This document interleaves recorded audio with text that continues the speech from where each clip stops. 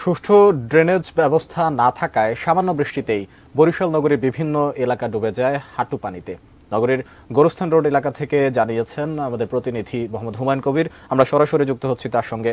হুমায়ুন কবির, এই যে জলাবদ্ধতার মূল কারণ কিন্তু অব্যবস্থাপনা, ড্রেনেজ অব্যবস্থাপনা, তো এর আসলে কারণ কি? কার অবহেলাতে এই ধরনের অব্যবস্থাপনা এবং সংস্কার না হওয়ার কারণ কি?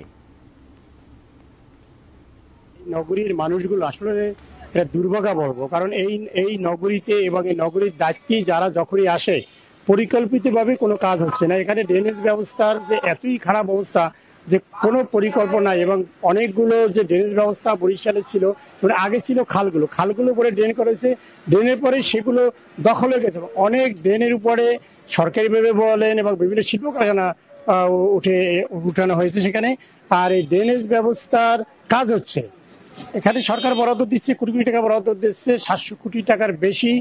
বর্তমান প্রধানমন্ত্রী মেয়র আসার পরে টাকা দিয়েছে, বরাদ্দ দিয়েছে, কাজ শুরু হয়েছে। কাজের যে মান কতটা খারাপ এবং এই যে ড্রেনেজ ব্যবস্থা কেমন সেটি একটু আমি দেখানোর চেষ্টা করছি। যে আমি যে রয়েছি গোরস্থান রোডে, আপনি দেখতে পাচ্ছেন যে ড্রেনেজ অবস্থা কিভাবে রয়েছে এবং এখানে পানি জমে আছে। এটি 12 মাসই পানি জলাবদ্ধতা থাকে। এছাড়া সামান্য বৃষ্টি হলে নগরীর বিভিন্ন জায়গায় হাঁটু পানি জমে যায় এবং এগুলো দেখার জন্য কেউ নেই।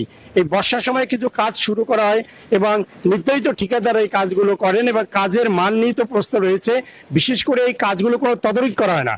এই তদারকি করা না হওয়ার কারণে কাজ খারাপ হচ্ছে, আর এ কারণে ড্রেনেজ ব্যবস্থার এই দুরবস্থা। এবং আমরা যেটি দেখতে পাচ্ছি যে যখন কাজ শুরু, যেমন এখন বর্ষা মৌসুমে কোনো কোনো জায়গায় ড্রেনের কাজ শুরু করা হয়েছে, সেখানে ঠিকাদারদের দেখা যায় এবং ঠিকাদারি প্রতিষ্ঠানের কাজ লোকজন দেখা গেলেও সেখানে সিটি কর্পোরেশনের কোনো কর্মকর্তা বা কর্পোরেশনের তদারকির জন্য কোনো প্রকৌশলী আমরা দেখতে পাই না। এ কারণে তাদের ইচ্ছামাফিক কাজ করা হয় এবং কাজের যে মানও খারাপ থাকে। আর এ কারণে আপনি যে প্রশ্নটি করেছিলেন যে ড্রেনেজ ব্যবস্থা এত খারাপ হয় কেন, যেখানে ছিল আগে খাল সেটি করা হয়েছে ড্রেন পরবর্তী সময় দখলে পরবর্তী সময় যে উল্লেখযোগ্যভাবে এগুলো সংস্কার সেভাবে করা হচ্ছে না, সেভাবে করা হচ্ছে, টাকা যাচ্ছে, এখানে লাভবান হচ্ছে ঠিকাদার এবং বিসিসির কিছু কিছু কতিপয় প্রকৌশলী, কিন্তু নাগরিকরা কোনো সুবিধা পাচ্ছে না।